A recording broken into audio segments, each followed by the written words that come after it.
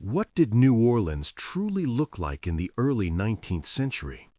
Long before the wide boulevards of the Garden District took shape, before swamps were drained to create what is now Mid-City, and before the city stretched far beyond its earliest boundaries, New Orleans existed as a compact and intensely lived-in settlement. What was it like to inhabit a place molded by the curve of the Mississippi River, one constantly threatened by flooding and disease, crowded with people, music, commerce, and cultures, and governed by a fragile balance under newly established American rule? This exploration seeks to move beyond simply observing the past. Using modern AI tools, historic paintings, engravings, and maps are animated to transform still images into immersive scenes.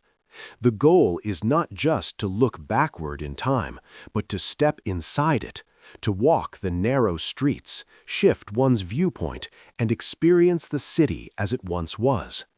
As we move through these historical perspectives, angles change to follow the rhythms of daily life.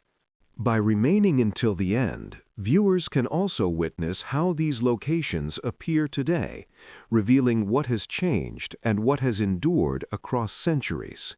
We begin with a view of New Orleans from the Mississippi River in the early 1800s, shortly after the Louisiana Purchase.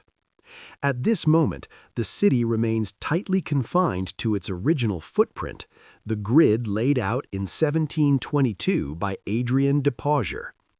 This grid forms a compact parallelogram measuring roughly 11 blocks by 6, creating 66 squares aligned along the river's crescent bend. From the river, the settlement appears as a narrow, elevated arc clinging to the eastern bank. Across the water, the land drops quickly into cypress swamps, bayous, and low-lying fields, areas largely uninhabitable without drainage and therefore scarcely developed. New Orleans has not yet expanded outward in any meaningful way. Marshes and water limit horizontal growth, forcing the city to intensify within its original boundaries. Buildings rise upward instead, forming 2- and 3-story residences built closely together. These structures feature enclosed courtyards and wrought iron balconies designed to maximize limited space while offering some protection against flooding and fire. By the 1820s, this compression becomes impossible to ignore. The population grows dramatically, from roughly 8,000 residents in 1803 to more than 46,000 by 1830, placing enormous pressure on the existing grid. Streets remain narrow, buildings crowd one another, and open spaces such as the Place d'Armes serve as essential breathing room amid the density. Along the riverfront, flatboats and early steamboats gather, unloading goods and fueling trade. Yet despite this activity, the city turns inward rather than outward. Its crescent-shaped form, dictated by the river and surrounding wetlands, defines New Orleans during this era, a densely packed, river-bound settlement shaped by geography, vulnerability, and rapid demographic change.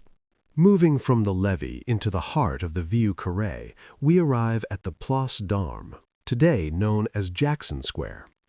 In the early 1800s, this open space functions as the civic core of the city. It is an unpaved parade ground bordered by the St. Louis Cathedral, rebuilt after the devastating fire of 1788, the Cabildo, site of the Louisiana Purchase in 1803, and the Presbytère. Together, these buildings present a unified facade of authority, religion, and governance facing the river. The square hosts military drills, public ceremonies, markets, and gatherings that draw a diverse population: Creole families, American merchants, free people of color, enslaved individuals, and immigrants speaking multiple languages. It is raw, utilitarian, and central to daily life. Turning back toward the river, we enter the levee and French Market area during the 1810s and 1820s.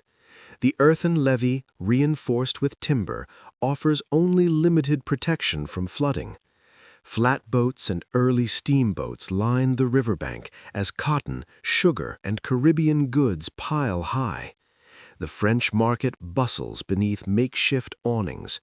Creole women sell pralines and seafood. African vendors offer herbs and remedies, and Anglo traders bargain loudly. The air is thick with the smells of river mud, fish, spices, and waste. Carts rattle over uneven ground, while crowds push through narrow pathways, creating a constant hum of movement and noise. Moving inland along Chartres Street, we encounter the Ursuline Convent, completed in 1753 and one of the few structures to survive New Orleans' major fires. Its brick walls and steep roof distinguish it from surrounding residences. The Ursuline nuns, who arrived in 1727, established the first convent school and orphanage in the Mississippi Valley. By the early 1800s, the complex includes a chapel, infirmary, and enclosed gardens. Life here follows disciplined routines, educating elite girls, caring for orphans, and treating the sick during epidemics. Though deeply connected to the city's needs, the convent feels orderly and contained compared to the chaos of the levee. Continuing along narrow streets such as Chartres, Royal, and Bourbon, we encounter typical Creole townhouses. These 2- or 3-story brick or stucco structures feature interior courtyards and wrought iron balconies that extend over the sidewalks, a legacy of Spanish rebuilding after earlier fires. Streets are unpaved or roughly cobblestoned, often muddy, forcing pedestrians to dodge carriages and puddles alike. Within the courtyards, life unfolds quietly. Laundry dries, children play, fountains cool the air, and servants move between kitchens and living spaces. At the edges of the grid, remnants of old fortifications linger. Though most French and Spanish palisades, moats, and bastions were dismantled by the 1810s, fragments remain as reminders of the city's defensive past against floods, indigenous resistance, slave uprisings, and European rivals. By the 1820s, these structures are largely symbolic. True protection lies in the levee and in communal resilience. Throughout this journey, the Vieux Carré reveals itself as a tightly compressed world, riverbound, swamp-encircled, and densely inhabited. French, Spanish, African, and emerging American influences layer over one another. From open civic spaces to crowded markets, secluded convents, intimate courtyards, and fading defensive edges, the city is defined by intensity and adaptation. Daily life in early 19th century New Orleans is marked by crowding and vulnerability. Markets overflow with activity.